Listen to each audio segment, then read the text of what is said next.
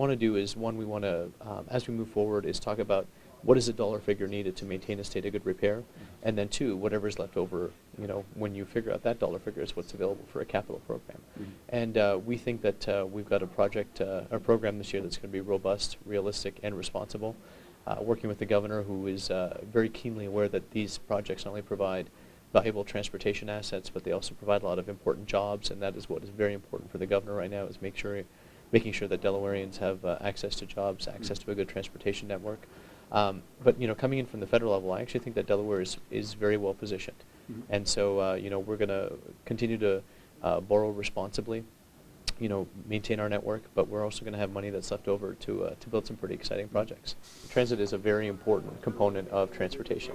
You couldn't shut down all the transit and then get those people onto cars and the roads. You'd break down the actual roads that we have, and so.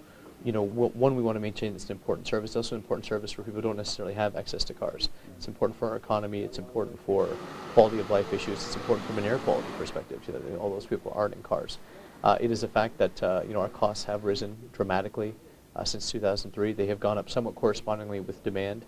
And if you look, and if you really drill down on the data, you'll see that there was a spike in the price of oil in 2005. A lot associated with Hurricane Katrina. And then some of the unrest, and there's another one, just before the big meltdown in 2008. And what you see is every time gas prices spike, transit ridership spikes.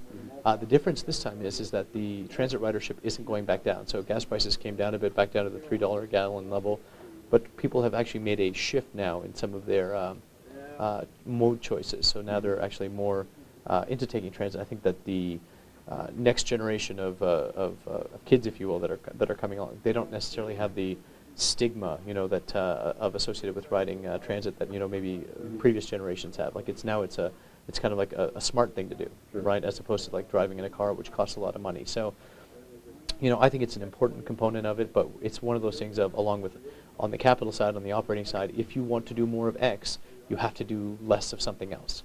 And so that'll be part of our conversation as we go forward once we determine what our baseline funding is. The weather had a tremendous negative impact on our roads, especially on the development roads.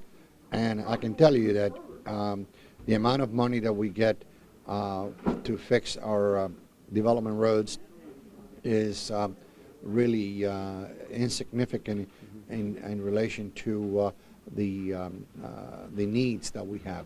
It's not a wants and need, it is a real need. It's not the fact that we want to improve this road or we want to repave this road. It's the fact that the road needs to be repaved. The amount of money that we get every year for the interior roads, I tell you that the requests that I have today are already spent for this coming budget year and probably for the following budget year. So it is something that needs to be addressed because the needs exceed the amount of money that we get. And that translates to every district, not just my district.